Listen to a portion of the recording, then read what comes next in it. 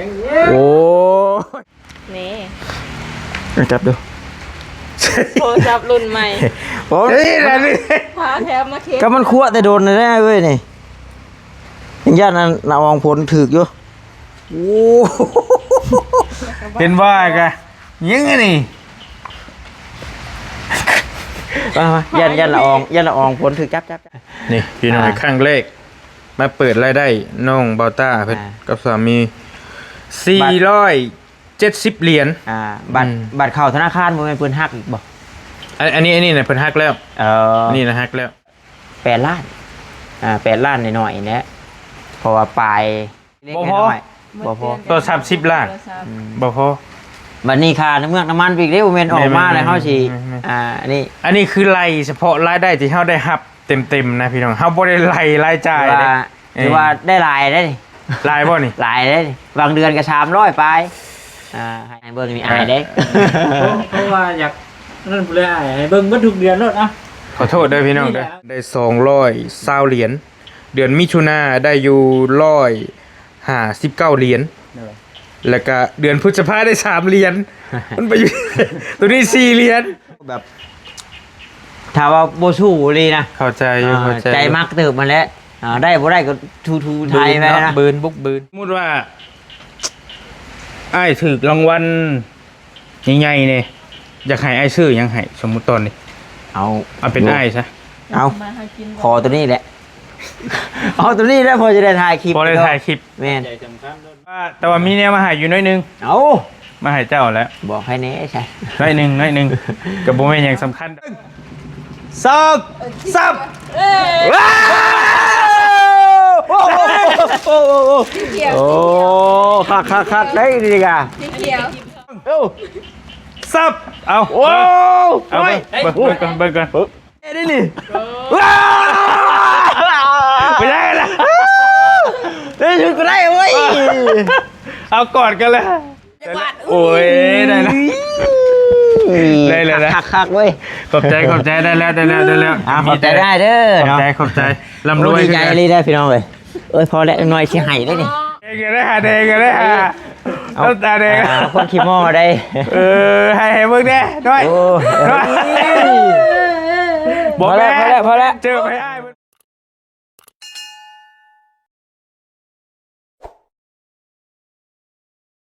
ไว้เราบ้าโดดนั่งกระโดดเกือบด้วย เดี๋ยวได้เฮ้ย แล้วสิมุ่งไว้เรานะเรามานั่งกระโดดดีป่ะแม่ พอน้องหน่อยนอนอยู่พี่บ่เออ เพื่อนว่าบ่ให้ขึ้นเพื่อนบ่ใช่บ่ให้ขึ้นนอนเพื่อนนั่งอยู่ได้อยู่ โพดโพเนาะผลลิ้นมันนี้มันสิไวบ่เบิ่งได้ฮักได้เนาะเว้ยอ้ายเทื่อนึงได้เฮ็ดน้ำหั่นน่ะแตกจากรถแม่นบ่น้อยสวัสดีเอาก่อน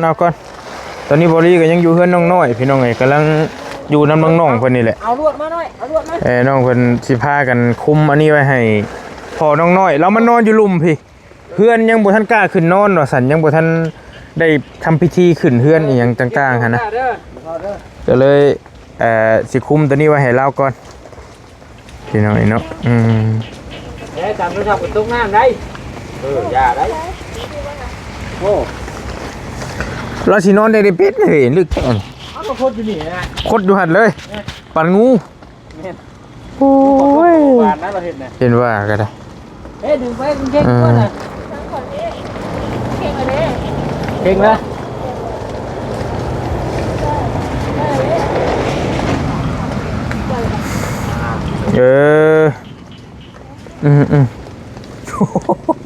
ยุงยิงสิบ่หามไปเปล่าเอ้ยนี่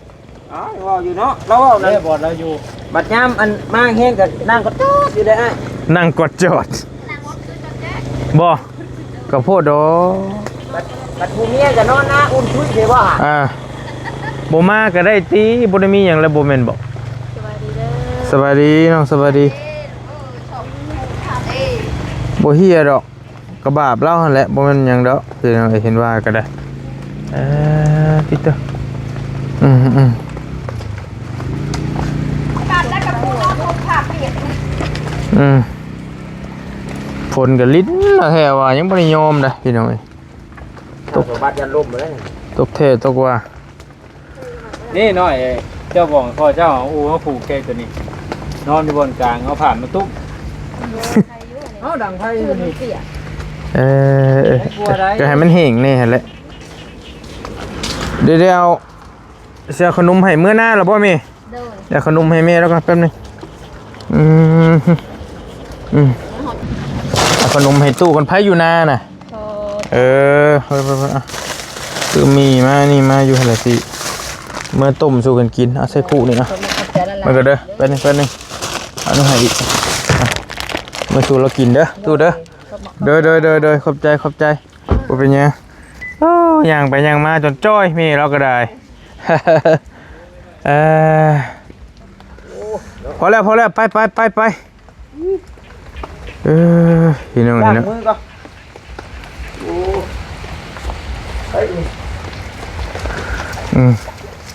ฝนกระลิ้นเนาะแท้ว่าได้คือน้องน้อยนี่ก็ได้โพดโพ โอ้ยังเงี้ย โอ้ยสัตว์ เอาไปที่เอาหัวมาแทนไปเฉพาะคน โน้จะเป็นจะเอาโทรศัพท์ก่อน เดี๋ยวโอ้ล้างมือก่อน ล้างมือก่อน สัตว์เนาะใจบ่ได้อยู่กับเนื้อกับตัวดีโลอันนี้ แห้ง โอ้ระวังนี่นะโมเมนต์เรียก เบิ่งดูฮะ หน้าแข็ง ใช่ โอ้โอ้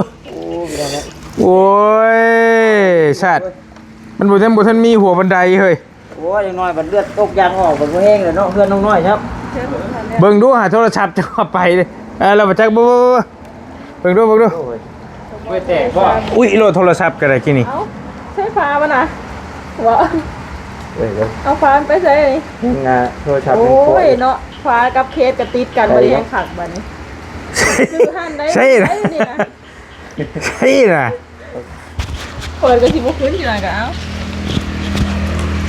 โอ้ยกลัวตื่ม นี่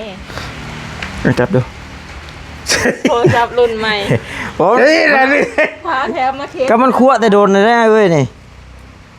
ยังญาติน่ะละอองผลถึกอยู่ โอ้เห็นว่ากะยังไงนี่ มาญาติละอองผลถึกจับตัวนี้เช็ดกันโอ้ โอ้ ย ตอนนั้นเห็นแต่โทรศัพท์เบาเงาหรอก อ้าวของเราคั่วแล้วนี่ป่ะ โอ้คือกัน โอ้ยเนาะ โคตรห่างบ่พอโทรศัพท์ยังห่าง มา ของเบาเงานักแต่กันยังพอแห้งอีกเลย ของเราก็รุ่นนี้ป่ะ ก็แค่ซัมซุงA72 นี่แหละ แม่นบ่ แม่นA72 อ่าโอ้ยังไงนี่นะ กะติดแล้วไอ้นี่นะติดแล้วมันก็คั่วคือเก่าสินะแต่ว่าแล้วมันกระโดนเลยพี่น้องเนาะ เอาเจ้าใช้เครื่องได้ถ่ายคลิปจากชั่วมือนี่นะ เครื่องตัวนะแต่ว่าตัวนั้นก็ความจำมันบ่ดี แต่ว่าตัวนี้นะมันเป็นเครื่องลักเลยเด้อ่ะตัวนี้ก็ถ่ายอยู่แต่ว่ามันมัว โอ้มันก็พอมั่วแล้วมันป่านนี่แหละเนาะเห็นว่าก็ได้ เดี๋ยวจะเช็ดนะ อ้าวบ่ได้เจ็บบ่กี่เบิ่งอันนี้ก่อนเบิ่งดูบ่ได้เจ็บบ่ฮะ ตัวนี้นิดนึงน้อง แข้ง ปูน พร้อมบ่สะ แล้ เนาะ วเข้าแล้ว พูดเลือดออกเลยเนี่ยนี่ โบอยากติ้วเว้ยว่าหาเรื่องมันได้ดอกได้การหัวใจหัวใจอยู่โอ้ยเนาะตกใจเว้ยยันหน้าจอโทรศัพท์แตกพี่น้องเว้ยเอา ดีเมียบ่ควรโทรศัพท์ก่อนกินนี่ ยังโดดใช่ผม ดีจริงเมียยังเอาผัวอยู่ บ่ยังไอ้ยังเขียวมันซับเขา โอ้เจ็บใจ โอ้ยยังบ่ให้เก็บมาแล้วเนาะเอาคันเขียวจะไปเก็บคือเก่าซะ เขียวออกก็ได้เขียวใหม่เท่านั้นแหละจ้ะ คันว่า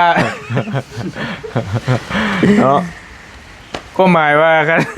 เมียห่วงโทรศัพท์ก่อนนี่เราแท้ๆนี่นะ เสียใจตื่นเจ็บยังพ่อมีก็เลย โอ้โทรศัพท์กับเครื่องทำมาหากินได้นี่ ได้ จะถามว่ามีคนหากัน เดี๋ยวอะไรติ สำคัญคือเก่าค่ะ เจ้าหาเองเลย บ่ได้คนลูกไปจำได้กันอุปกรณ์บ่พร้อมเพียงก็มันก็เฮ็ดบ่ได้เจ้าได้ ก็คือว่าเนี่ยยามผ้ายามพลสิพี่น้องเนาะ ซื้อแต่ตอนได้โทรศัพท์ อันนี้บ่ตั้งแต่บุกเบิกเลย อืม ได้5 ปีแล้วครับ มันก็ตามการเวลาแหละกลัวเคี้ยไปสิแล้วใจพี่น้องเนาะเบาเวียดเคยเป่าใช้ข้าวสารได้เทื่อนึงนี่นะ เสกบ่ ฮะ เสกบ่ ตกน้ำแน่ เออ ใครเนี่ยแต่คืนมาได้ อืมอืมอืม กูดีคืนนึงโชคดีไป อืมของบริพักไปแล้วเครื่องหนึงบ่ บ่ โทรศัพท์ดั้งเดิมนะ โอ้มากระบ้ากุยแล้วมึงดิ หมักกะบ้า เกือบได้เข้าใหม่ โอ้ยนี่เนาะ นี่ พี่น้อง เดียบอันนี้มันจีอยู่พี่น้องเนาะนี่นะโอ้ หมื่นหั่นเลย น้อยเดียวนึงอย่างนี้แหละผมว่าบาดมันสิเจ็บ แป๊บเดียว แม่นักอยู่นักอยู่ระวังได้หน่อยเวลาตัวย่างนี่เด้อ อืม ตัวแห้งคักแล้วอ้อยอะไรเอ๊ะอะไร อะไรคะ อ้อยไม่แห้งอ้อย แต่ว่าเขียวไอ้ออกให้เขียวเจ้าออกชูบ่ได้ขะดองได้แล้ว เออแต่ว่ากระโบอยากออกกันได้เมียอะไรกันนะ เมื่อย เนาะ โอ้ยืนเกี่ยวเมียวอยู่นะเพลง จำแขวออกสิเอาอยู่บ่แขวออกสิมากอยู่บ่ เอ้าหมดก็เป็นตะเกียบบ่ เงาเข้าเลยแขว ไป ไม่ แล้ ต้องแพ้ เนาะคนมือเขียวหน้าหย่ำเข่าด้วยด้วย เอาเนาะเรียนว่าแบบ ก็สิบ่ได้เขียวเย็นได้บัด แขวโวรถย้ำผัวยิ้ม แขวออกยังพอทนแขวล่นพอเลย พอเลยทีเนาะ โอ้ยเดี๋ยวอย่างนี้เนาะ แต่ว่า เอาอดทนสู่ซนไปแหละเดี๋ยวได้ที่น้องไอ้มันแก เงินเดือนน้อยนิดอยู่ยังสิมาตายตื่นบ่ได้เด้ รุ่นยังตัวเจ้าไทยอีกเครื่องหนึงนะ ยันชุ่คือกัน แต่ว่ามันยังเกาะบ่เวียดนั่นน่ะ อีฮะ A55 นั่นก็ได้2 ปีแล้ว ยังบ่ได้มี S เลยเนาะ ยัง ยังบ่ได้มี S กล้องโบพาน เอสนี่ว่าแต่ว่าเท่าไหร่เลยเอส มันคือบริถ่ายคลิปอยู่ตอนนี้ก็15,000 โอ้นี่เอสบน S 23ได้แหละมันต้องถามว่า S ได้อีก ตอนนี้ก็เรือเลยเนาะ จริงๆน่ะ ที่ของเขา YouTube เฮาน่ะมันต้อง S แล้วต้องตระกูล S แล้ว เอาก็คือว่าได้แต่2 คลิปเลย ชาวบ้านถ่ายคลิป25 นาทีนี่ง่ายนี่สิประมาณได้อยู่50 นาทีนะแล้วก็เต็มเขาลบออกบ่เลยในทางกระจก นี่มันต้องประมาณนี้ ขายเข่าเด้อปีนี้ขอเด้อ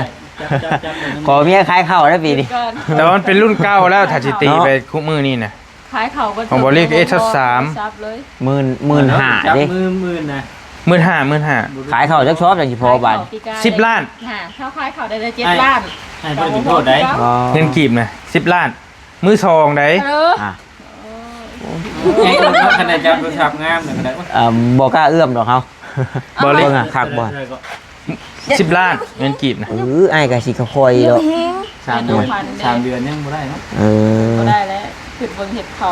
เพื่อซีอันคล้ายได้ก็บ่พอโทร พ ศั อ พท์ เนาะ งามอยู่บ่ ครับ แต่ใช้ภาษาบาลี ให้เขานะว่าเห็น YouTube เนี่ย3 เดือนยังบ่พอ งามงามงาม งามเนาะแล้วบ่แล้วก็พอเด้อ10 ศอกปีนี้ บ่พอ บ่พอบ่10 ศอก บ่พอ เจ้าสิได้2 ล้าน เจะได้2 ล้านบ่ขายเขา ขายเขาได้2%กว่านะ แล้วก็ ตัวมึงทรงเทียนได้เอา ให้ได้ใช้ ของบริก็มีแต่มือซองคือกันนั่นแหละ เออ โทรศัพท์ถ่ายคลิปนี่แต่ว่าแต่ก่อนก็ใช้ A73 บริถ่ายแต่ว่า A73 มันต้องอาศัยไม้กันสั้นอีกแม่นบ่คือหู้นั่นแหละ นี่คืออันนี้ A72 A73 แต่ว่าเห็นไอ้เตียงผ้าไส้ทำอิฐกะแล้วเฮาก็เริ่มว่ามันมาลองเบิ่งบ่มันต่างกันคนละเรื่องเลยกล้อง ชันแล้ว อันนี้เฮาใช้มือก็ได้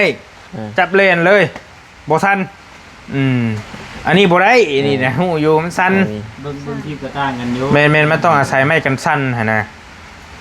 คือบัตรคู่มือนี่บัตรไม่กัน มันสั้น บ่ได้คอยใช้ไม้กันชันบัดไม้กันชันก็เทียแต่นอกพี่น้องเนาะเบิด3 อันเลย แม่มันลำบากโอ้ต้องสากต้องอย่างหลายอย่างอีกเข้าใจอยู่แต่ก็คือมือ เพราะว่า 25,000ทุกผมเดือน 5,000 3 เดือน 15,000 มือสองได้ก็ได้แต่ความจำอีกได้ความจำลายขึ้นกับแพงขึ้น17,000 18,000พอแล้ว โอ้แต่ว่ารุ่นเดียวอยู่แต่ว่าขึ้นกับความจำ แม่อยู่ที่ความจำมันอีก15,000ที่ได้อยู่ประมาณความจำ500ปลายนี่แหละโอเคได้อยู่ เรื่องของเรามีแต่200 256บอกความจำนะมันจะมี 256 แล้วก็ 1,000 กิก 2,000 กิกขึ้นไปสินะมันก็สิแพงขึ้นตาม แต่ว่ากล้องนี่ทำเยอะ อันเดียวกันบ่มีปัญหา จำสิให้ เดียวกัน ขอเงินเมียกับบ่มีเงินเดือน เนาะ ขอน้องเพิ่นดิ ยืมก็ได้น้อยเด้อยืมก็เด้อ บ่อีหลีเดี๋ยวหาว่าชั้นว่าซี่เด้อเงินเดือน มันเป็นอะไรมัน มัน บ่พอใช้ ไอ้เหี้ยเดี๋ยวเว่ารายกาย ขอโทษเด้อเพราะว่าหลายคนก็มองว่าดอกหลายคนอาจสิเว้าหั่นนะซ้ำโทรศัพท์14,000 15,000ว่าเป็นยูทูบเบอร์ซื้อบ่ได้บ่อิหยังสินะอ้ายถามแทนซะบ่ได้เดือนหนึงจุบบ่ปล่อยหลีไป ถ้าว่าสิมุใช่ลีก็เอา6 ล้านสินะไอ้6 ล้าน 7 ล้าน 5 ล้านสิบางเดือนก็พอบ่เจ้าว่ะมันโทรศัพท์10ปลาย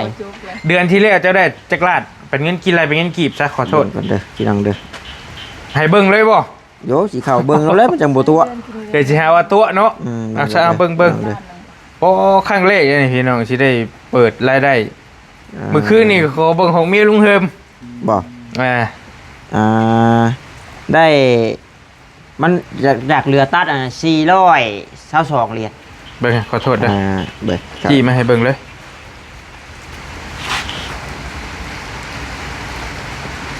เอาตัวตัดตัวนี้แล้วเนาะ ได้บ่เป็นหยัง ก่อนเด้อ อืม นี่ ใจเย็น โอ้470ตัวนี้ ๆโอเคบ่เป็นหยัง โอเคพี่น้องเนาะความจริงก็ได้ นี่พี่น้องครั้งแรกมาเปิดรายได้น้องเบาต้าเพิ่นกับสามี470เหรียญ บัตรเข้าธนาคารบ่แม่นเพิ่นฮักอีกบ่ อันนี้น่ะเพิ่นฮักแล้ว นี่นะฮักแล้ว มันชำระครั้งล่าสุดเด้ที่ฮักไปแล้ว คือว่าได้บัตรเฮามันเลทเนาะเลทมันเลทเปลี่ยนเงินตาเพราะว่า ประมาณ เบิ่งน้ำเลทน่ะถือแต่420กว่าเหรียญนะ เป็นเงินกีบเท่าไหร่นี่เจ้าได้ครับ กีบก็8 ล้าน8 ล้านหน่อยๆเนี่ยเพราะว่าปลายเบิ่งเด้อเบิ่งมันมีอยู่นะอามา เดี๋ยวชำนั่นก็ได้แล้ว38ล้านกับประมาณราวๆนั่นแหละ เพราะว่า400เด้ แล้วนั่นแหละ ก็มีปลายเล็กๆ บ่พอ น้อยๆบ่พอ ตัว30ล้านบ่พอ บัดนี้ค่าน้ำเมืองน้ำมันอีกเด้บ่แม่นออกมาแล้วเฮาสิ ไม่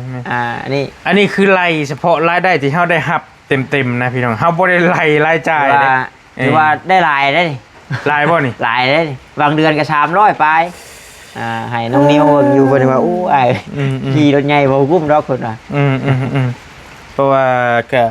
มื้อนั้นบอลี่ไปเยี่ยมเพื่อนน้องบอต้าเด้ไปเยี่ยมแล้วก็เพิ่นก็จมให้ฟังอยู่หลังไม้ว่าโอ้อายเดือนชนเดือนว่าซั่นนะได้ยินแล้วก็สงสารกระบะน้องเพิ่นอยู่พี่น้องเพราะว่าก็หลายคนอาจจะบ่เชื่อเด้นี่เขาเปิดให้เบิ่งเลย 3 สดๆเลย 3ป่ากินบัดนี้เอ้าแล้วก็ นี่ มา สิ เรียก อีก เอาเรียกง่ายๆ เติมน้ำมันอีกป้าด ก็บ่กุ้มนะว่าแล้วก็ ลำพังคือบอลี่นี่บ่พอเงินใช้ทีได้ เติมน้ำมันนี่คือบ่พอคันอยู่แถวใกล้นี่โอเคอยู่ธรรมดา น้ำมันก็ชัดว่าไล่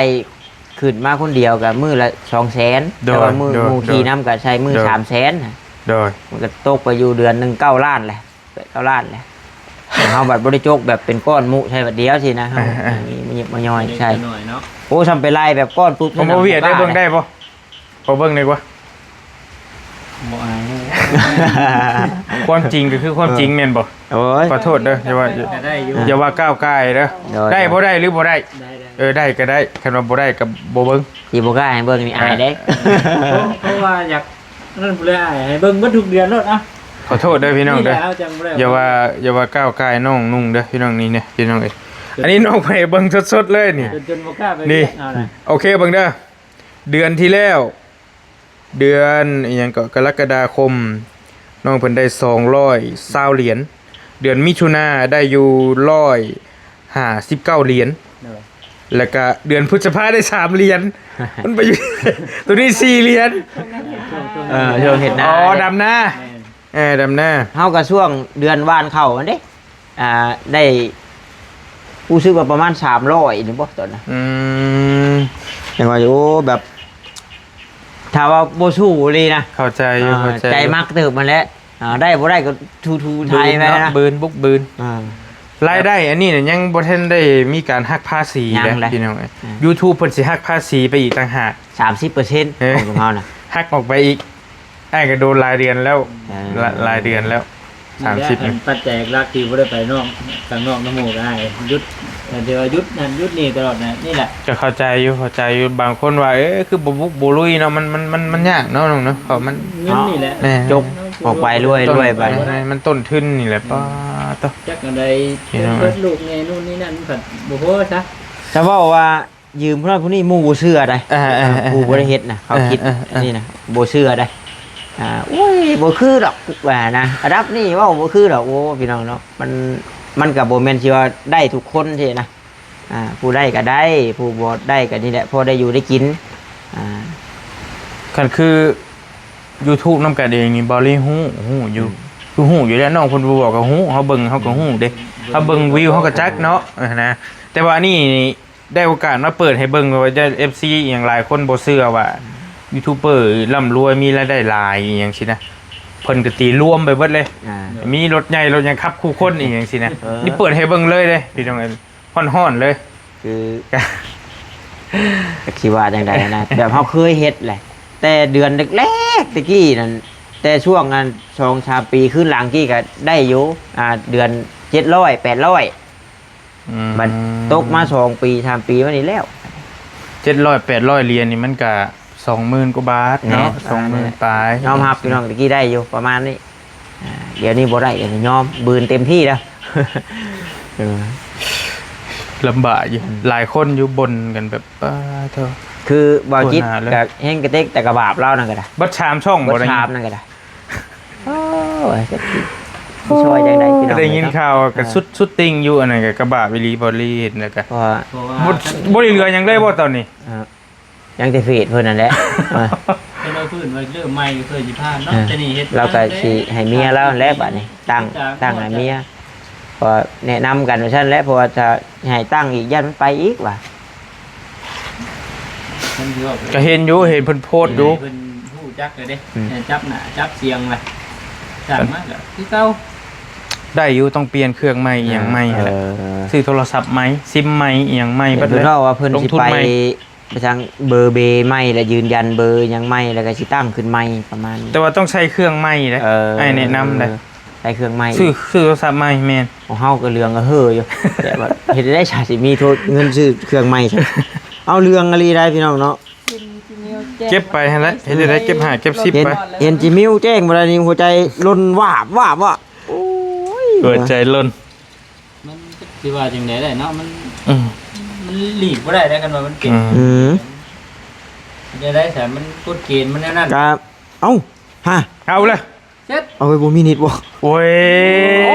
คือว่านี่เราใจหายว่าวโลดนะบ่ให้ตกใจเลยครับเนาะนิดมาโอ้ยที่แล้วหน่อยถึงแน่คนมาซอยเจ้ารุ่นระทึกอยู่บ่เชื่อนี่ให้เบิ่งร้อนๆเลยนี่ร้อนๆเลยนี่แหละอ้ายบ่ได้มาหาช่วงนั้นก็บ่ได้หยังพอผลึกดอกไปสิแหละคือชำไปฮักค่าอยู่ค่ากินนั่นถามบ่ได้ไอ้ลีล่ะบ่ต้องนับชุมอ้ายถ้าว่าแบบโฮมๆลีนะกลัวเดือนละ10 ล้านเนาะรายจ่ายนะบัตรเงินเดือนบ่ฮอด10 ล้านเบิ่งนี่กว่าได้8 ล้านกิน10 ล้านเหรอแม่นโอ้ยเว้ยเห็นแล้วยังเหลืองเฮ้ออยู่กั้นใจมองๆในเตียงแล้วยังระวังเด้อแล้วเตือนนะเฮ้ยการละเมิดของช่องการละเมิดหลักเกณฑ์ชุมชนที่มีผลอยู่กันว่าช่องนี้วิวอีกนี่เจ้าเพื่อไปชื่อโทรศัพท์โอ้โหแล้วเลยมันบ่ได้แม่นว่าสิตั้งขึ้นได้ง่ายๆอีกเนาะอันตรายอยู่น่าไล่ลบออกแล้วพี่น้องคลิปตัวไหนมันเหลืองนะแดงว่าอยู่ว่ะแขนอยู่บนเส้นได้แล้วตอนนี้แขนอยู่บนเส้นได้แต่ว่าผมมีรายได้จาก YouTube นี่แห้งกระเต็กเบื่อนุ่มลูกอีกค่ารถค่าลากอีกโอ้เท่าอดทนไปอะไรเฮ็ดได้มาเคลียร์อยู่ไทยพุ่นละนั่นแหละเมียชวนไปไทยแล้วคันสมมุติว่าอ้ายถูกรางวัลใหญ่ๆนี่อยากให้อ้ายซื้อหยังให้สมมุติตอนนี้เอาเป็นอ้ายซะเอาขอตัวนี้แหละเอาตัวนี้แล้วพอจะได้ถ่ายคลิปพอได้ถ่ายคลิปแม่นแต่สิว่าขอเป็นรถเป็นล่างเป็นเฮือดเป็นชานก็โอ้ยก็ยายมันใหญ่โพดตัวนี้แหละไม้มือเฮาได้นี่ถือว่าเฮาได้แชมป์นี้เฮาก็ทีละวัดดวงสู่เอานี่แหละเรื่องธรรมะไอ้เบาเหยียดเด้คือกัน ว่าหลักๆเลยเนาะ ในโทรศัพท์เนาะ ปัจจัยสำคัญดีเลย โดย โทรได้แม่เนาะให้ถึกได้แม่เนาะมื้อใดบาทเนี่ยเบิ่ง บ่ได้ชื่อครับ นะเนาะ เราต้องวางเนาะ เออ พันเด้อน้องน้อยเด้อ แต่ว่ามีเนี่ยมาให้อยู่น้อยหนึง เอ้า มาให้เจ้าแล้ว บอกให้แน่ใช่ น้อยหนึงก็บ่แม่นหยังสำคัญดอก โอ้ อืม พันเบิดนั่นแหละ ให้ทายไปทายก่อนไป ทายอยู่น้อย ตื่นเต้นเกิดได้ บ่บอกแล้วเปล่า ไปได้หนึ่งกับว่าได้วะ บ่ได้ ผมก็ด้วยยังประมาณนี้นะ เป็นสิ่งของสิ่งของ ครับติ๊ก น้อยหนึงก็บ่ได้ว่าหยังมากมายดอก เสื้อบ่ส่งเสื้อ บ่เสียบ่ ก็เอาอย่างหนึ่งก่อน เรือไม่บ่ แล้วแต่เจ้าสิคิดเจ้าสิทายกระเป๋า เอาไหม แล้วแต่ทายเบิ่ง เกิดมั้เกิดมั้ เคยเว้าอย่างเนาะหาจักเคยเว้าอย่างลืมไปแล้วไป จัก จะไม่บ่เอาไม่กับ เอาลองทายเบิ่งไม้อันนี้บ่ไม้ใช่อยู่นี่บ่น้องน้อยไม้บ่เวียด น้อยหนึ่งแต่ว่าอ้ายเนาะว่าน้อยนี่น้อยดาวนี่ลายเฮา น้อยเดียวอีหลีน้อยเดียว โอ้ โอ้สิ่งของมันโมเมนต์เงิน แนวจับขาตั้งกล้องเฮาลืมเงินน้องโบไปจ้า เจ้าอยากได้ ขา บ่ ตั้งกล้องเริ่มเฮา ขาตั้งกล้องโอเคเจ้าดิ เฮาลืมเงินน้องโบ เป็นไม้ครับปะ ไม้ เลย เจ้าดิ เขาเสียยังไม่ แล้วแต่ กูพาเอาไม้เสียเอาไม้อยู่ ไม้บ่ เอาไม้คือกัน ไม้จำเป็นบ่ใช่ไม้สมมุติว่า คนพอมาคนจมมา ตัว ต้น ควบคู่กันเนี่ย ต้นน้อยๆคนไส้นะ บ่ มันคอยมันขาดหายทันทีมันบ่คอยดัง ใช่แบบใดไม้คู่มือ หมูย่า เบิ่งขอเบิ่งดู บางทีก็เสียงติดเอง เฮียที่ ถ่าย นึง คลิป เลย จนเบิด ไปหาน้ำมากับน้องน้อย บ่มีเสียง กล้องรู้แท้กล้องไว้นะ โอ้ดีคือได้ เท่าไหร่จะซื้อมาดิ คือว่าเท่าไรก็พระอาจารย์เป็นชื่อผากได้นี่นะ ของคนชื่อให้ เฮากับคนชื่อให้เฮากับบ่ฮู้ราคา เชียงดีอยู่บ่ล่ะได้อยู่บ่ แต่ เสียงอยากอัน คือว่าง่ายจำจ้อหน้ากันนี่ได้อยู่ทำหันหลังใช่ได้ชัญญาณจากขาเรือไปบังกำบอกกันแพงสิ กดกัดกึดเหมือนบ่ เรือไปประมาณไกลๆในเสียงหายทีนะถ้าว่าเข้าเพื่อนที่กับเฮาเว้าดังแล้วเสียงกล้องจะท่อนแห้งมันเป็นเสียงแบบรัวเลยนะ ลองใส่ไม้น้องเงาตาเดียวมึงนะหัวแตกไหมยอดนี่กลัวจังโอ้ย ก็บ่ฮู้ราคาเด้อตัวนี้เด้อ ผมว่าคัดตัวนี่มั้ย ก็บ่ดูถูกเพิ่นอันนี้ก็แต่ว่าก็รู้ให้คัก เอาให้เด้ เรื่องคักอีหลี DJI สุดแล้ว บ่ เรื่องไม้ ที่ ที่หนีบอยู่ลำคอเจ้าตอนนี้แหละ ดัง นี่แหละ 10 เมตรได้บ่10 เมตร โอ้ได้สบาย ตามปานนี่ปาน ได้สบายเลยได้ หวานทักเลย แต่ผู้หาบ่คาเฮ็ดเด้ ฮะ แต่ตอนนี้หาว่าคาเฮ็ดเด้ มันก็ไกลโพดแต่ว่า แต่ว่าบ่แม่นย่องได้ฝนตกห้ำเบดคืนเฮาไปหาน้ำเอาน้ำปลาดอนมันเหี่ยบ่เป็นหยัง ถึงว่าอยู่ กันหน้ามอง เอ้า กันน้ำแต่ น้อยๆพากันไปหาเฮ็ดแล้วไม่เหี่ยไปหาน้ำเอายังว่าโอ้ยคุณพระกูยังพ่อจับเจือโอ้ยน้อย เอาโอเคเด้อสิไปเอามาให้เด้อจังหน่อยเด้อ รับจานได้บ่ เรามาก่อน คิดว่าถึกบ่คิดว่าถึกบ่ บ่ถึก โอ้ โอ้ ถื เขา อ มั่นใจได้เขาจึงรวยก็ต้องถือดี แต่ว่าเสียงเดียวกันเบิดสาบเลยทางนี้ไม่เพิ่น แต่เฮาน่ะเฮา เห็นคลิปอ้ายเอาให้ไอ้เหงามันบ่จักนี่บ่เห็นอยู่บ่ บ่เฮาบ่ได้เบิ่ง ไปเห็นเบิ่งอยู่พุ่นนี่บ่ บ่เฮ้ยคักแล้วใช่ เฮ้ยยืมใช่อะไร สิให้แล้วนะนี่ตัวนี้นะสิให้แล้วนี่บ่ได้ว่าให้ยืมแล้วให้เลยแล้วนะเดี๋ยวนี้นะ เจ้าก็บ่มีไม้บ่ บ่เฮ้ย เอาเลยเสียสละก่อนเลยยังบ่ทันได้ใช่ โยเนาะทำได้เลย ตั้งเทื่อเป็นขนมปังนี่ เฮ้ยฟังเสียงกันอีก โอ้กระโดดปังก็อิ่มเนาะ ราคาได้ใช่ไหม เลย เดี๋ยวเอามาให้แป๊บนึงบ่ได้ปิดกล้องเด้อบ่ได้ปิดกล้องเด้อ โอ้หมูย่าได้เนี่ย หมูยะ หมูยะ เด้อหมูย่า ดูแล้วก็จะคิดสิได้ กินที่ไหนเลย เห็นหมูปูย่างเพราะห บ่ มูย่างไว้ บอต้าเด้อถ้าจำโมพิษนี่พระอาจารย์เพิ่นเคยเขาเบิ่งนั่นคือว่าจักอะไรแหละบ่พอแม่นเพิ่นชื่อมาต้อนอยู่เนาะโอ้เนาะผมบ่ขอบใจเพิ่นของฝาก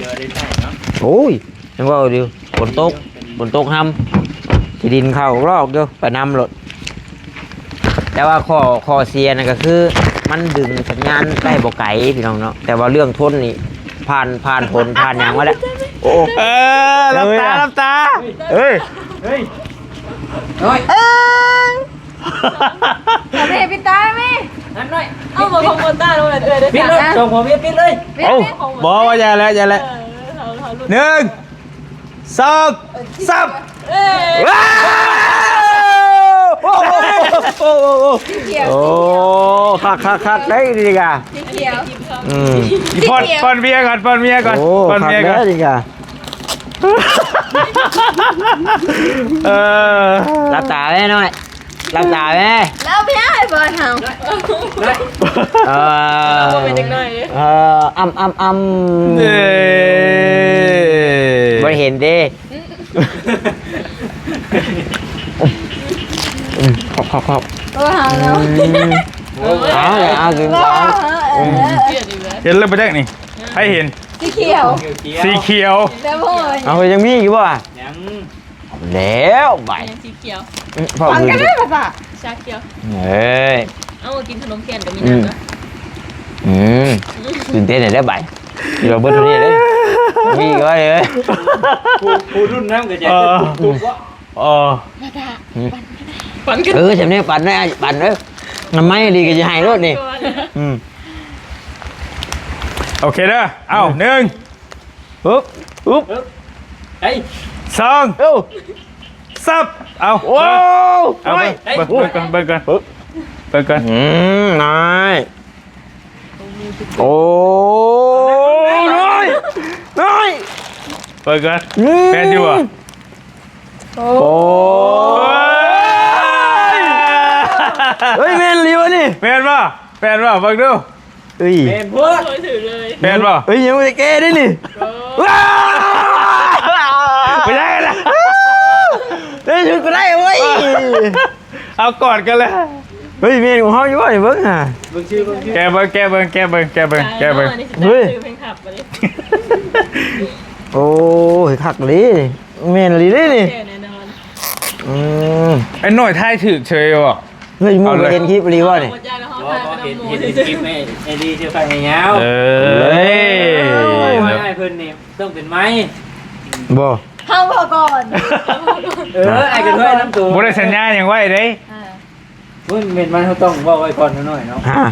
แกก็บ่ได้บ่ ทำไมมันเป็นเงินเป็นคำเขาได้ไหมเนี่ย โอ้สิได้ให้น้องเลยเด้อตัวนี้เด้อ แล้วแต่เจ้าแล้วแต่ชิดเจ้าตัวไหนรอมาก่อนแก้มาก่อน อ่ะสิบ่ได้นะเพื่อนเลยดิ โอ้ขอบใจได้เด้อเนาะ แก้ก่อนใจเย็นแก้มันก่อน เอาน้ำมันปาดเอา มืออย่าสั่น โอ้ไปหาแนวเขาป่าดของข่อยแต่ฮ้อน ได้แล้ว โอ้โห โทษ ไม่ตัวไม่ล่าสุดเลย บอกไม่ แต่ว่าสหราช อย่าไปว่าช้าบ่มีดอก เดินโป ใส่ยักน้อยเนาะ บ่มี โอ้ยังบ่ได้แก้บัดนี้นี่อ๋อ ยังบ่ได้แก้อย่างเลยนะยังบ่ได้แก้อย่างเลย เฮ้ยหมู่คือเห็นคลิปว่ะ มาเห็นแล้วทาย แต่แล้วหมู่บ่ติดตาม บ่ หมู่ เราเบิ่ง ตาม ดู คลิป คลิป เฮาเนาะ อื่นกะ อ้าวมีตาทิพย์หน่อย เพราะว่าเห็นไอ้เราซื้อไฟบ่ยาวต้องถ้าว่าไอ้เราน้อยนึงนี่คือสิแมน โอ้ เป็นสิ่งของหั่นนะ เฮ้ยยังมันนี่ ไอ้สี แบบของแบบนี้เว้ อื ย สี ม มัน สีได้ใส่อะไร เบิ่ง โทษ คล้ายๆว่าเคสมันหั่นน่ะน้องเคสของไม้เห็นนะคล้ายๆคือเคสโทรศัพท์ อ่ะโทงนี่ก็ยังรู้แล้วทีแล้วเนาะ การลายสีแท้นี่ แต่มันมีหลายสีแล้วแต่เฮาสิเลือกใส่ มีเงินมีใช้ได้เฉยเลย ได้ เจ๊ ส มา บาย เด้อนี่ ได้เฮา10ล้าน โอเคในเด้อ โอ้เถอะพี่น้องเนาะ เอิ้น ถึกใจบักคักบัด เด้บ่ตา เสียงดังฟังชัด เจ้าอย่าไปใช้เครื่องมือเด้อใช้บัตรที่เปิดก็บ่เป็น อ๋อแกทางนี้ ใช่ไหม อ๋อโอ้ยบ่ได้คิดบ่ได้ฝันเลยเด้อพี่น้องเนาะ จะบอกได้บ่นี่ ปึ๊บปอเถอะ ก็ใส่คนมันไปให้เลยเนาะ อืม เป็นนั้น เคยใช่บ่ใช่เป็นอยู่บ่บัดนี่ แกเคยยืมของน้องนิวอยู่นี่ฮะ โอเค เอ้าใช้อันนี้มันน่ะ เฮ็ดบัตรเด้เสียบกระดูกกระรออยู่หั่น รู้กันเหรอ โอ้พี่เนาะโอ้ยอันนี้นะ เฮ็ดบัตรใช้เป็นบ่เนาะ อ่ะ เบิ่งหาใช่ให้เบิ่ง คุณให้รู้ เพลงก่อนใส่แพงเลยเนาะ เฮ้ยกลับไปกี่ทีเฮ้ย โอ้ปิดอยู่พุ่น อ๋อเรียน โอเคนี่ฝาปิดมัน โถ ลองดูอันนั้นดิในก้นมันน่ะนี่ก้นตรงตัวน้อยมันมีอันนั้นติดไปอยู่ นี่บ่ เห็นบ่ นี่บ่ เกยมองสากมันดิลวดมันให้ ลอกหรือบ่ ต้อง หลอกแล้ว ยังไม่ได้ใช้งานกับอื่น โอ้ฉากไว้ได้ไอ้ มันต้องสาก เทศเสียงแล้วโอ้ยคักบัน เสียงดังความ มือ ชั มา ด เล็กเลยน้องนี่ไอ้ใจก่อน โอ้เห็น น้อง ห้อง ไม่ใช่กันได้ยินมาเนี่ย ห้องดังครับลูกค่อยโอ้นี่ก็จริง โทรศัพท์อยู่ไสมาลองเบิ่ง เนาะ ลองเครื่องนั้นเลยบ่ เบิ่งให้ ได้คือกันเป็นหยังมันข้างบ่มันจึ้งบ่ จึงอยู่ โอเคจึ้งเลยได้ลองถ่ายวิดีโอเบิ่งก็จะเว้ากันอยู่นี่เด้ออ้ายสิย่างเลยปุ๊ด เปียกนะเฮ้ยบ่ไปไกลปานนั้นก็ โอ้ ยัง ได้เนาะ เอาซ้ำนี่ก็ได้แล้ว โอ้คักอ่ะ เนาะ จับคนมันผู้ใดสัมภาษณ์หน่อยเบิ่งว่าเบิ่ง สัมภาษณ์จากนี้ ฮัลโหลตาสบายชื่อยังเนาะชื่อแม่ เฮ็ดเป็นมาโทษก่อนพี่ ถามผัวเจ้าชื่อหยังสิดอก มาตาสบายมาตาใช้นี่มาแต่มันน้องกระแดงชื่อยังไงมีแฟนแล้วหรือเปล่ามีผัวลูกนึง โอ้ได้แล้วเบิ่ง บ่ปดก็ได้ตอนนี้บ่ปดก็ได้ ผักเท่านั้น ได้เลย ดูก็จะไปจับมึงกวนน่ะดึงดิ่ง ฮัลโหลตาสบาย โอ้ เสียงดังฟังชัด ชื่อแม่ โอ้คักเนาะ บ่ปดเด้อไม่ตอนนี้บ่ปดก็ได้ บ่พูดก็ได้บ่ ฟังได้เลย โอ้ ฟังได้เลย ฟังได้เลย ไฟฝันนึกได้มานานแล้ว ใส่แล้วไม่เสือมันนะ นี่อันนี้แก้งเลยบ่นี่ ออกเลยข้างไว้หันเลย ตัวนี้เนาะ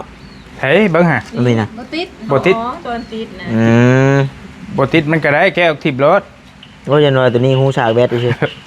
ก็แล้วแต่แล้วแต่ โอ้เอาติดไว้ก่อน ถนอม บ่ได้ได้ ถนอมมันใจ บ่ได้ได้น้อยเอ้ยมา อย่าไปบ้าน มาคนมันเลยโมนี่โอ้ มันนุ่มเนี่ย อุ้ยเบิ่งไอ้สิลองเบิ่งลองมึงแต่ว่าวิธีเจ้าจับนั่นต้องจับประมาณนี้เด้อ โอ้ ให้แบบเสียบเขาแล้วต้องดันตัวนี้เข้าน้ำสินะ อย่ามันหลุดเลยเวลาถอดออกอะ โอ้ดึงนั้นน้ำ มันจับตัวนี้น้ำมัน บ่ได้เคยใช้จักเทื่อได้ มันมักหลุดฮะนะ อันนี้ใส่ เสียงนี่ว่าเสียงเนาะคนเนาะ กดมัน500 บ่โทษ 500ปลานี่แหละ ตัวนี้เช็ดมัน ฮัลโหลเช็ด1 2 3โชว์ชี้โชว์ ชี้เจียมๆไปยังใส่ชี้สมไปเลยนี่ อยู่ที่ชมดิ ชี้เจียมๆอ่ะ ใส่ได้อะไรจะมัก ที่หน่อยสิวัน โชว์ชี้โชว์โอ้เสียงแจ่มโพด ผักเนาะ แต่เมื่อสากแบตไว้แต่แบตมันมีขีดเดียวเด้แต่แบตทนบอกเลยนี่ อั นะ นนี้ได้ โอ้โหซ้ำสิไส้ เอาอันนี้ส่งมอบได้บัดนี้เด้อ เอ้า มอบไปเลยได้ โอ้ใจถึงพึ่งได้อีนี่ อันนี้บ่แม่นว่าพระมหาบุญคุณพระอาจารย์เพิ่นซั่นสินะเพราะว่าน้องก็บ่มีสินะ แบ่งให้น้องเนาะ แบ่งให้น้องใช้สินะเอ้าเนาะเด็กโค ได้คนนี้กัน ได้โอ้ลอยอีเสียสละเลยเนาะได้เลยเสียสละเลยเนาะ ให้เลยเนาะ คือกัน กล่องมันบอก อ้ามือน่ะ โอ้ยคัก เช็ดชู้ โหเงาะบัดนี้บ่ได้เด้หนุ่ยเอาไว้กันเอาไว้กัน เอกสารเพิ่นเลยอ่ะ แล้วว่ามันถึกฝนแค่นั้นแหละประมาณนั้นแหละ ไปน้องพี่น้องเนาะอยู่ ไปลงลืมมีปลายเดี๋ยวดู หุ้ย โอ้ตัวนี้ถึงคนนี่เรียบร้อยแล้วตัวนี้ ดีใจดีเด้นี่บ่ได้คิดว่าสิได้เด้นี่ เจ้าของคุณพันเก็บคนละ อ๋อเก็บไว้ เต้นแทนคนเดียว โอ้ถุงมัน แล้วมันเปียกแค่นั้นแหละ อันนี้ได้เสร็จยัง จะ นี่อยู่ ใส่ ที่ ถุงไว้เลยกล่องใส่ยังไง อ๋อเงินเจ้าเองบ่อายชื่อให้ปอเฮ้ย เอาไอ้ลีขึ้นได้เองดีแหละซื้อให้เป็นของขวัญ บ่ เด้อ บัตรของควรมันเกิดได้รถน้องนุ่งไม่ได้อ่ะ โอ้ยอย่าไปคิดหลาย มื้อนั้นก็เอาให้บ่ยาวเฮ็ดกระบาบอันนั้นก็ เห็นแล้วก็กระบาบก็เลยซื้อมาให้ก็บ่ได้หลวงได้หลายดอกอันนี้ก็ได้ 3,000 กว่าบาท โว้3,000 3,000 เอ็ดนี่แหละ โอ้โถ พอดีเงินได้เงินเพจเนาะเลยก็เลยซื้อมาฝากแต่บอลลี่เองก็ยังใช้ตัวเก่าอยู่นะปีปลายได้นี่เนี่ยตั้งแต่รุ่นสเตลมีอันเดียวนี่แหละนี่ แต่ทนได้ทนแห้งแต่อันนี้มันรุ่นไหม 3,000พี่น้องเนาะ รุ่นไหม โอ้โถ ซื้อหายพอได้มีแนวระลึก โอ้ ระลึกถึงเด้ ต้องยามยามผลยามนั่งนี่บ่ได้เลยเนาะโอเคได้เนาะเอ้ย คันสิว่ากัน โอเคคือกันได้นี่ก็ คันสิว่าเป็นเครื่องทำมาหากินนะนี่เนาะคันสิว่าแล้วก็ได้มัน ยังก็อยู่ขอกับขอเดียวเฮาทำมาหากินนี่แหละทำสิขอเงินขอค้ำรถบัดก็คือมันง่ายโพดนี่ใครแน่เพิ่นให้เครื่องทำมาหากินแล้วก็สู้เอาเฮ็ดนาสู้เอาดีนะ คันว่าให้เงินก็สมมุติว่า 3,000 นี่ก็บ่เฮิงดอกเจ้าก็สิ โอ้ เบิด แป๊บเดียวไอ้ อันนี้ กล้าครับอีกแล้ว อันนี้มันใช้ได้เป็นปีเป็นอันนั้นน่ะโดนนะพี่น้องโดนเฮงการเป็นยูทูบเบอร์นี่คือวอลลี่เคยบอกไปเรื่อยอยู่1ต้องมีโทรศัพท์ที่มันแจ้งกล้องแจ้งแล้วก็การสั้นได้2ต้องมีไมค์แค่นั้นแหละเครื่องมือน่ะแล้วก็ไม้กันสั้นก็ได้ละไม่เซลฟี่ก็ได้ ถ้าเขามีรุ่นดีๆเนี่ยนี่นะ มันกระบอกกระตุกกระตักเนาะ แม่ไม่ก็ต้องคมชัดบอลลี่มือใดถ้าลืมไม่บอถ้าแบบไม่เสียไม่ดับไม่อย่างนี้ถ่ายคลิปบ่มั่นใจเลย กลับเอาเลย อีลีแม่นอีลีบ่มั่นใจนะมันต้องมีนะมันต้องมีของต้องมีอันนี้ก็เห็นน้องเพิ่นใส่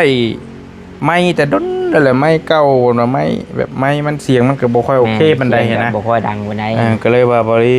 สั่งกับเจ้าแล้วไปมุกเมื่อวานนี่แหละก็เลยไปเอามาให้ โอ้ยเนาะเอา ก็เลยไป บ่ ซื้อ ให้เรา มาให้ ด้วยคืนก็เก่า ได้แล้วได้แล้ว เขากดนะจังหวัด โอ้ยได้แล้ว ได้เลยนะ คักๆเว้ย ขอบใจได้แล้ว ขอบใจได้เด้อ ขอบใจ เนาะ ร่ำรวย ดีใจเลยได้พี่น้องเว้ยเอ้ยพอแล้วหน่อยสิให้ได้นี่ บ่ให้ ยังคนขี้มออยู่ได้พี่น้องเนาะบ่เว้าดอก ให้ใส่กันจะให้ก็ให้พวกนี้ ได้แล้วอ่ะ เด็กกันได้ฮะน้ำตาแดง คนขี้มอได้ ให้พวกนี้ด้วย โอ้ บอก พอแล้ว เจอไปอ้ายบนพี่ให้ พอแล้ว แดงแล้วน้ำตาซึมแล้ว ได้แล้ว ก็บ่มีหยังหลายดอกก็พอนั่นก็แบ่งกันนี่แหละ เพราะว่าก็พอได้ใส่เนาะ โดยมันก็เป็นเครื่องทำมาหากิน ยืมของน้องนิ้วเพิ่นมันก็เสียงมวนเสียงคักอยู่ เสียงดี ขอบมุกขอบใจหลายๆเด้อ ขอบใจ เอาร่ำรวยขึ้นกว่าเก่าอ้าย โดยขอบใจบ่เป็นหยังขอบใจหลายๆก็ได้เพื่อเพศน้องเวียดนามเด้พี่น้องน้องเพิ่นก็บ่ได้เคยใช้ไม้เลยบ่ บ่เคยมีเพิ่น เอาเลย นี่เลยแต่เห็นมาได้เลย เคยเด้ โอ้บ่ได้ขึ้นบ่ได้ผ่านได้คิดว่าเป็นข้าวต้มขนมซะแล้วโอ้ยคักแล้วซะบัดนี้นี่ก็สิเอานำบ่เฮ้ยบ่ได้ให้เด้แบ่งกันกินให้ได้หลายเลย ในกับลูกสาว ได้หลาย โอ้ให้ได้หลายแล้วแบ่ง บอกอิน กินนะเอาแกให้น้องหน่อยเฮ้ย บอกแค่ อย่านะบอกนี่ผมมานะ ว้าวบ่เห็นเนาะ อย่าน้อยใจเอามาคำละน้องแม่เข้าแม่กล้าชวนดิ แล้วโทรศัพท์กับคันมือใดถึกเลขหลายๆนี่ก็ที่ซื้อมาเซอร์ไพรส์เด้อซื้อมาเซอร์ไพรส์คนละเครื่องเลย ดีใจไปถ่าเลยพวกนี้นะ เย้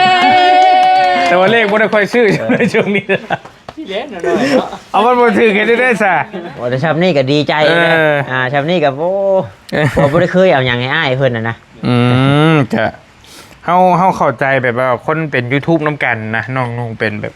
เป็นน้ำกันแล้วมันมีบางสิ่งบางอย่างขาดเคินเฮาพอซอยได้เฮาก็ซอยนะ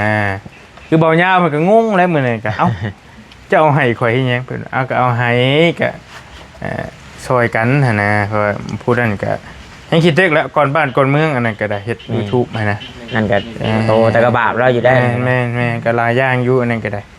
แต่ว่าแล้วมื้อนั้นก็บ่รีไปยามเพื่อนแล้วก็มีเมจะดีเพิ่นเห็นคือว่าเมแก้วบ่เมผู้เก่านะเพิ่นเห็นคลิปบอลี่ไปแล้วก็เพิ่น ฝากเงินมาให้ทั้งเมียบ่เมียสะใภ้ที่นอนอีกทึกอันนั้นก็ได้ เบิ่งอยู่โอ้คักแล้วอะ เออ ใจน้ำ ก็ใครนี่ ได้ก็ได้ ก็ใครนี่แล้วก็ได้โทรศัพท์ใหม่อันนั้นก็ได้คือบริเอาให้เพิ่นรอบก่อนก็ซื้อให้มันลายอยู่ลำบากอยู่พี่น้องเอ้ยคือนี่แหละให้เบิ่งสดๆเลยบริกะเป็นคลิปแรกที่ ก็บางเดือนก็ฮอด4บางเดือนก็3บางเดือนก็5ก็บ่ได้ตัวพี่น้องเนาะฮอดอยู่500เหรียญแต่ว่า8 9นี่บ่เคย1,000เหรียญนี่บ่เคยทำแต่ปี2ปีขึ้นหลังกันเรือนฮักเรือนหยังก็7 8คือว่าตาว่าแหละ ได้อยู่เนาะ ได้อยู่มันจักสิว่าจังไดนะมันถึกช่วงวิวขึ้นแน่ก็ได้จำขึ้นไปเชปูนเชหยังก็จักสิว่าจังไดแห้งแล้วเฮาน่ะบ่ยักทางไปเด้ หลักร้อยนะ มันแล้วแต่จังหวะแต่ช่วงมันเว้าเนี่ยสู้ๆกันไปให้แล้วในใดก็ได้เนาะคลิปก็ยืดยาวอยู่ดีมีแห้งเด้อไปแล้วบ๊ายบาย ขอบใจหลายเด้อ ขอบใจคือการบ่เป็นหยังขอบใจพี่น้องเนาะ